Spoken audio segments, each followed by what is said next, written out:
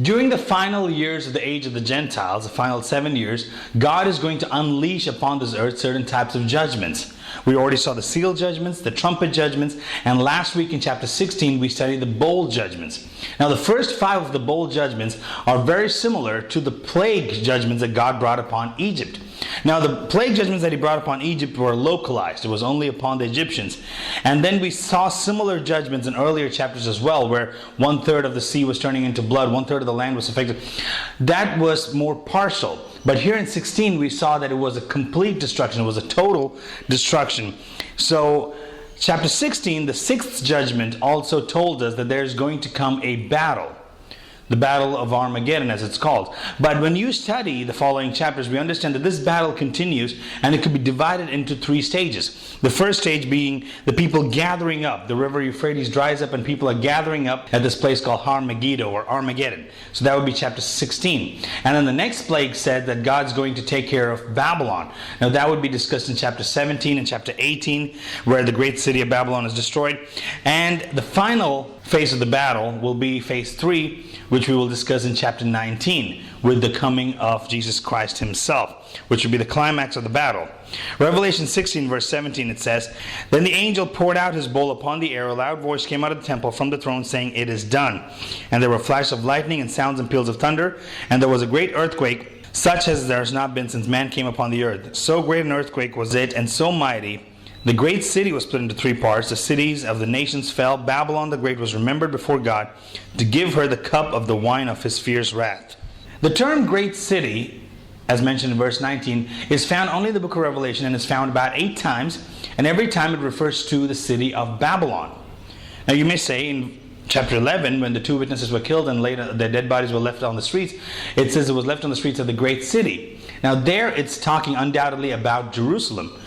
It's given 4 names actually. It's called the great city, it's called Sodom, it's called Egypt, and it says where the Lord was crucified. So that is undoubtedly Jerusalem. Here it says the great city was split into 3 parts. The cities of the nations fell. The cities of the nations being the Gentile cities. In other words, all the other cities have been destroyed, and pretty much at this point in time, the only cities left are Jerusalem and Babylon. And Babylon is remembered before God. So what do we know about Babylon so far? One is that Babylon is the home of sin. It is traditionally believed that the Garden of Eden was located where Babylon was, because Genesis talks about how Euphrates and Tigris ran through it. So when Satan fell from the heavenly garden, in Ezekiel it talks about how he was the cherub in the heavenly garden of God, we believe that he was sent down to the earthly Eden. And so when Adam and Eve are placed in the garden, Satan goes out to attack them. And Adam, obeying or worshiping Satan in a way, gives up his privileges, gives up his rights to that garden. And there you could see the beginning of a battle between good and evil. Babylon is also known for the origin of idolatry. In Genesis 10, we come across a guy called Nimrod, the great-grandson of Noah. There's not many verses about him in the Bible, but you could look up history about him. Nimrod leads people into building the Tower of Babel. Babel was the precursor to Babylon. So in building the Tower of Babel, he kind of gives people the idea, or motivates people into the idea that they could find their way to heaven. That's what all false religion is. That's what all idolatry is. Anything in place of God. So you can even say that Nimrod was a foreshadowing, was a forerunner to the Antichrist himself, leading the entire world into doing one thing, which is defying God and saying, I could do this myself. So that's what he was doing. And God comes down, disrupts the people, confuses their languages, and people are spread across the world. But as you could tell, it's changing, it's reversing, everything is coming back together. The world is becoming smaller and smaller, everybody's becoming united, cultures and mindsets are becoming united. So it's kind of going back to that stage. So Babylon, the origin of idolatry, in other words, replacing God with something man-made. Idolatry leads into false religion, and you could say it began here. And what is false religion? False religion is just thinking that there's something man could do to gain his salvation, something man could do to gain his way to God. And the Bible says that we're not saved by works, but by the grace of God. So false religion was birthed here in Babylon. The next thing that we know is Babylon was the first nation to conquer Israel. Nebuchadnezzar rides in and takes over Jerusalem, and he rules over Babylon as well. No other Gentile king had ever succeeded in overpowering the people of God like he did. Nebuchadnezzar, in a way, was a foreshadowing of the Antichrist as well. And Nebuchadnezzar, the Bible says, was sent by God to correct the people of Israel because they sinned. We studied this in the 70th week of Daniel. They disobeyed God. They did not keep their end of the deal. So God sends Babylon to correct them, but in return, God is also going to punish Babylon. Jeremiah 51:24 says, I will repay Babylon and all the inhabitants of Chaldea for all their evil that they have done in Zion before your eyes, declares the Lord. So you have a single Gentile ruler controlling Babylon, taking over Jerusalem, and thus marking the beginning of the age of the Gentiles as well. And at the end of the age of the Gentiles, we're going to see that Babylon is going to be the seat of Antichrist during the tribulation period. Now, this could be a figurative reference of how he's going to rule from Babylon, or it could be literal. Because if we go with the first point where we say that Satan fell and he was cast down to Babylon, that's more than likely where the seat of the Antichrist is going to be. That's where the headquarters of Antichrist is going to be. And throughout the generations, throughout the Bible, we see that Babylon as a city was opposed to Jerusalem. What Babylon is to Satan, Jerusalem is to God. Jerusalem is where Jesus Christ is going to come and reign for 1,000 years. Jerusalem is where Christ was crucified. Babylon is where Satan was cast down. Babylon is where the age of the Gentiles began. And even geographically speaking, Babylon and Jerusalem are opposed to each other. One is in the east, one is in the west. But here in this chapter, in chapter 17, we see that the figurative actually becomes literal. And everything that Babylon represents that we just discussed is not going to be seen by the time Jesus comes. And how is that going to happen? God, in a way, is going to allow Satan to bring that upon himself. And we kind of see that pattern throughout this entire book. And the fall of Babylon comes in two stages. In chapter 17, we're going to study the fall of the spiritual Babylon. And in chapter 18, we're going to study about the economic Babylon, the actual Babylon itself that's going to fall. Revelation chapter 17, verse 1. Then one of the seven angels who had seven bowls came and spoke with me, saying, Come here, I will show you the judgment of the great harlot who sits on many waters, with whom the kings of the earth committed acts of immorality, and those who dwell on the earth were made drunk with the wine of her immorality.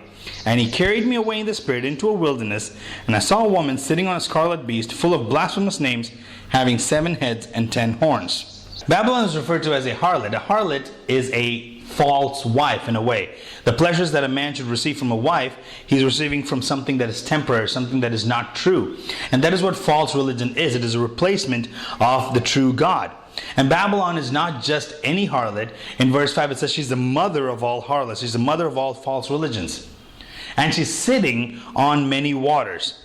Now, waters represents people, Gentile nations. We've seen that imagery before. There was a beast that came up out of the sea. And verse 15 is going to say that these waters are the Gentile nations.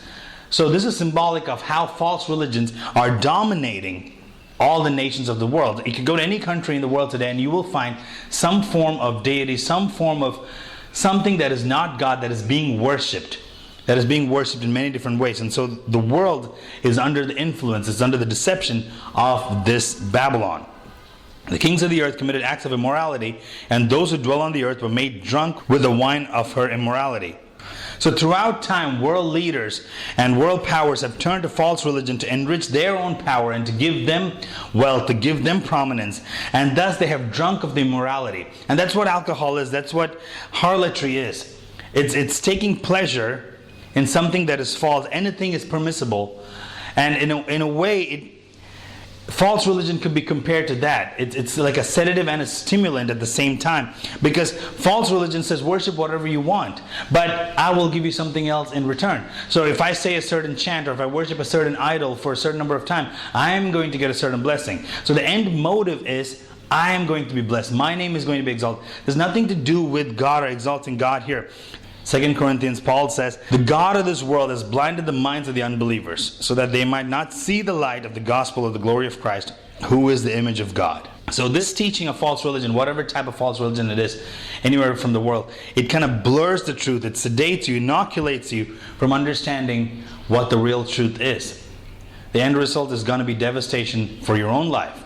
Revelation 17 verse 3, And he carried me away in the spirit into a wilderness, and I saw a woman sitting on a scarlet beast, full of blasphemous names, having 7 heads and 10 horns. Now in Revelation 13, we already saw the beast with the exact same description. And this beast is Antichrist, and that is confirmed again in this chapter in verse 8, that it is the Antichrist, that he died somehow and he came back to life, and people marveled and they start worshiping him. So this Antichrist is ridden by the false religion. So though she's sitting on many waters, she's not riding any other king at this point. She's completely on the Antichrist, because no other kingdom is around at this time. You could say that towards the end of the tribulation period, all the world religions, because she's the mother of all religions, all the world religions are bestowed upon this one man. It's embodied in this one person known as the beast, known as the Antichrist, and the whole world starts worshiping him. The woman was clothed in purple and scarlet and adorned with gold and precious stones and pearls, having in her hand a gold cup full of abominations and of unclean things of her immorality. And on her forehead a name was written, a mystery, Babylon the Great, the mother of harlots and of the abominations of the earth. Verse 4 says that she was covered in jewels. She was covered in gold. I think this represents worship. Satan has always wanted worship. See, growing up, I saw many different idols where I grew up. And people would actually put gold on these statues, on these stone images. And I would wonder why they do that. Why are they wasting so much money on these immovable, inanimate things? This is what it is. Satan, the gold and jewelry represent worship. Remember when Satan was in heaven, in Ezekiel 28, it says that he was in the garden of God and he was covered with precious jewels. It says you were in Eden, the garden of God. Every precious stone was your covering. The ruby, the topaz, and the diamond, the beryl, the onyx, and the jasper, the lapis lazuli, the turquoise, and the emerald, and the gold. The workmanship of your settings and sockets was in you. On the day that you were created, they were prepared. So worship is something that Satan has always desired. And now, all world religions are bestowed upon this one man. She's the mother of all harlots, and she's riding on him. Daniel already prophesied about this. In Daniel 11, he says, the king will do as he pleases. He will exalt and magnify himself above every god and will speak monstrous things against the God of gods. And he will prosper until the indignation is finished, for that which is decreed will be done. He will show no regard for the gods of his fathers, or for the desire of women, nor will he show regard for any other god, for he will magnify himself above them all. But instead he will honor a god of fortresses, a god whom his fathers did not know. He will honor him with gold, silver, costly stones, and treasures. So in short, the Antichrist looks like he will be a lover of himself. It says that he won't even want the worship of women, the desire of women. There is a traditional story that Nimrod had a wife called Semiramis, and after Nimrod died, around the time Nimrod died, Semiramis got pregnant. She claimed she got pregnant miraculously by saying Nimrod ascended to become the sun god, and the sun god impregnated her with a son, and his name was Tammuz. In Ezekiel, we see that women were weeping for Tammuz for 40 days. And so it says here that this Antichrist will not even want that. He will not even want those women weeping for him. He does not want the God of his fathers. He does not want any other God except himself. And I saw the woman drunk with the blood of the saints and with the blood of the witnesses of Jesus. When I saw her, I wondered greatly. And the angel said to me, why do you wonder? I will tell you the mystery of the woman and the beast that carries her, which are the 7 heads and 10 horns. So here we see false religion persecuting the saints of God. She's drunk with the blood of the saints. And this is a common imagery that we see throughout history. Whenever there is false religion, it's followed by martyrdom of the saints. But God has judgment for her. In verse 4 it said that she was holding the cup, the golden cup of the wrath of God. So she's going to be punished. Verse 8, the beast that you saw was and is not and is about to come up out of the abyss and go to destruction. And those who dwell on the earth, whose name has not been written in the book of life from the foundation of the world, will wonder when they see the beast that he was and is and not will come. Here is the mind which has wisdom. The 7 heads are 7 mountains on which the woman sits, and they are 7 kings. 5 have fallen, 1 is, and the other has not yet come. And when he comes, he must remain a little while. The beast which was and is not, is himself also an 8th, and is one of the 7, and he goes out of destruction. The 10 horns which you saw are the 10 kings who have not yet received a kingdom, but they receive authority as kings with the beast for 1 hour. These have one purpose, and they give their power and authority to the beast. In verse 8, it gives a description of the beast that was and is not and is. The Antichrist, remember, he got a fatal wound on his head, but somehow he was resurrected. So that's what it means in verse, we saw that in chapter 11. He was alive, and was not. So he died and is. So he came back to life. So this is undoubtedly talking about the beast, the Antichrist. Here's the mind that has wisdom. The 7 heads are 7 mountains on which the woman sits, and they are the 7 kings. 5 have fallen, 1 is, and the other has not yet come. When he comes, he must remain a little while. Now, these mountains and these kings are referring to world rulers, people with the highest authority. That's why they're called mountains. Now, we shouldn't get them confused with the 7 kings that we see that are ruling around the time of the Antichrist. Now, that will be the 10 horns. 3 of them were plucked out, 7 remain. So don't get them confused with that. These are 7 kings that have had highest authority, and the harlot was sitting on every single one of them. And at this time, she's sitting only on the 7th one. She's sitting only on the 7th one. 5 have fallen, and 1 is, and 1 will come. Meaning that 5 of these supreme kings have already reigned, they've already done with their kingdoms, and there's 1 ruling at the time John's writing this, and 1 is yet to come. So who are these 7 kings? Daniel had a dream where he saw the kingdom of Babylon, followed by the Medo-Persians, followed by the Greeks, and then a beast that he could not describe. Nebuchadnezzar also had a similar dream where he saw the head of gold, arms and chest of silver, belly and thighs of bronze, legs of iron, feet mixed partly of clay. We saw that these were successions. These kings, they conquered their predecessors. They were supreme rulers, and they were dominant powers. And above all else, they conquered and ruled over Jerusalem. That's one of the first things Nebuchadnezzar did. And even Jesus talking about it in Luke 21, he said, they will fall by the edge of the sword, and they will be led captive into all the nations. Jerusalem will be trampled underfoot by the Gentiles until the time of the Gentiles are fulfilled. So the question remains, who are these 7 kings? 5 had already fallen, 1 that was ruling during John's time around 95 AD, and 1 that will come. Now if you study different commentaries, each one will give you their interpretation of what that is. Here is mine. I would say the first king was Nebuchadnezzar, the king of Babylon. He was followed by Cyrus, the Medo-Persian, followed by Alexander the Great. Now Alexander the Great broke the pattern of the dynasty rule, like the sons taking over after their father, because Alexander died really young, 32 years old. He died, and when he died, he said, give my kingdom to the strong, and it was divided into 4 between the 4 of his generals. There was always an internal battle that was going on between these guys as to who is more powerful. It was divided into 4, and the next 2 kings that come up, though they are Greek, they're still in the Greek kingdom, they were the only ones who were able to rule over Babylon and Jerusalem at the same time. In a way, they took over Israel at the same time. So the 4th king would be Ptolemy III. He attacked the Seleucid Empire in July of 246 BC, and he ran a campaign through Palestine all the way into Syria and Mesopotamia, which would be Babylon, and he conquered Babylon towards the end of that year.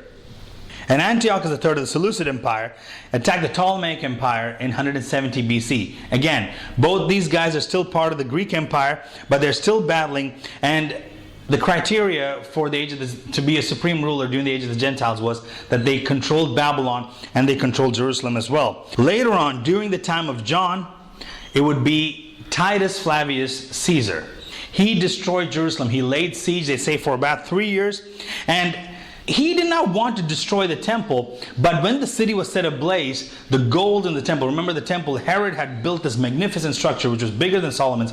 This whole city, the whole temple was covered in gold, and all this gold started melting and going in the cracks between these stones. And these stones were massive. Some of the stones, they say one piece of stone was over 60 feet long. I don't know how they managed to do that, but it was pretty massive. And so the soldiers, they started dismantling this temple. Not one stone was left upon the other, just like Jesus prophesied in Matthew 24. And because they wanted the gold.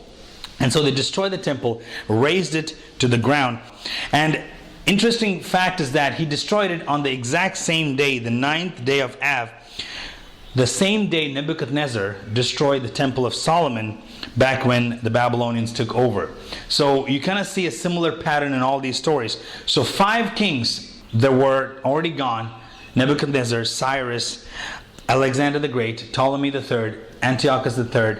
The 6th that was when John was writing this would, in my opinion, would be Titus Flavius Caesar, and 1 that will come for a short period. Who do you think that is? That is going to be the beast, the Antichrist himself. And so this harlot has been sitting on these different kings. She's been motivating these different kings throughout the age of the Gentiles. She's been riding these kings, and now she's on the final beast. And this beast has 10 horns. Chapter 17, verse 11. The beast which was and is not is himself also an eighth and one of the seven, and he goes out to destruction. He is one of the seven, but he's also an eighth. Here's how I understand it. He's one of the seven, as in he's one of the seven supreme rulers. But he's also an eighth. Remember, there were 7 horns when Daniel saw. 3 of them are plucked out, 7 horns. And another one popped up. He was the 8th horn, having a pompous mouth to speak blasphemies against God. Another way of interpreting this is, he's one of the 7 kings. He dies, and he comes up again, making it the 8th king. So the 7th king and the 8th king are the same person in a way. Verse 12, the 10 horns which you saw are 10 kings which have not yet received the kingdom, but they receive authority as kings with the beast for 1 hour. They have one purpose, and they give their power and authority to the beast. In Revelation 13, we saw a beast. And here we see the same beast again. And we see the purpose behind the beast now. He's driven by this harlot, by this false religion.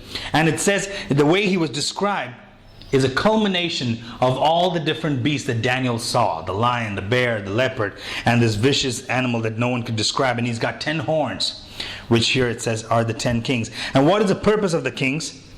To give their authority to the beast. So in one way, God eliminates all the other kingdoms. There's more than 200 nations right now. God eliminates all the other kingships right now that are present right now. And there's only these 10 guys. It narrows it down. And they all give their allegiance to this king. They give their authority over to this beast. Verse 15, the angel says, the waters which you saw where the harlot sits are peoples and multitudes and nations and tongues. And the 10 horns which you saw and the beast, these will hate the harlot and will make her desolate and naked, and will eat her flesh and will burn her up with fire. For God has put in their hearts to execute his purpose by having a common purpose and by giving their kingdom to the beast until the words of God will be fulfilled. The woman who you saw is the great city which reigns over the kings of the earth. Verse 15 through 18, I think, is the heart behind the judgment of spiritual Babylon. God is using satanic counterfeit religious system for his benefit, which is disciplining Israel. That's what this whole 70 weeks has been about. And the 7th bowl judgment that started in chapter 16, being poured out upon the air, upon the kingdom of Satan, is now bringing an end to the corrupt, false religious system. Everybody's hating on the harlot. Satan is kind of done with all the other false religions, all the other false gods. That's why it says they're eating her flesh, burning her up. I don't really know what's going to happen to the other temples and all the other places of worship that are around right now, but they're gone. Everybody is worshiping Satan at this point. He's done with the harlot. He's done with the false religion. In a sad way, that is how prostitution or pornography, that's what it is. Once you're done with it, you don't want anything to do with it. And that's how Satan is treating the false religion, Babylon the harlot right now. He's done with her. Verse 17 says, God had put it in their hearts to execute his purpose by having a common purpose and by giving their kingdom to the beast until the words of God are fulfilled. It is God who's controlling the hearts of these people. And many times we think that we're doing certain things, but in reality, God is still in control. God is still in control. Though Satan is the God of this earth, God is still above him. God is still over him. Verse 14 actually says, they will wage war against the Lamb, and the Lamb will overcome them, because he is Lord of lords, King of kings, and those who are with him are the called and chosen and faithful. This verse is a foretelling of what we're going to see at the end of this Battle of Armageddon. Jesus is going to come. He's going to take care, personally, he's going to take care of Satan, the Antichrist, and the false prophet. It's going to be a glorious time. I'm actually looking forward to studying that. So this brings us to the end of chapter 17. In the next video, we're going to be looking more about the fall of Babylon. If you missed any of the older videos, any of the older chapter studies, I encourage you to go check it out. I hope these video lessons are a blessing to you. I'll see you next time.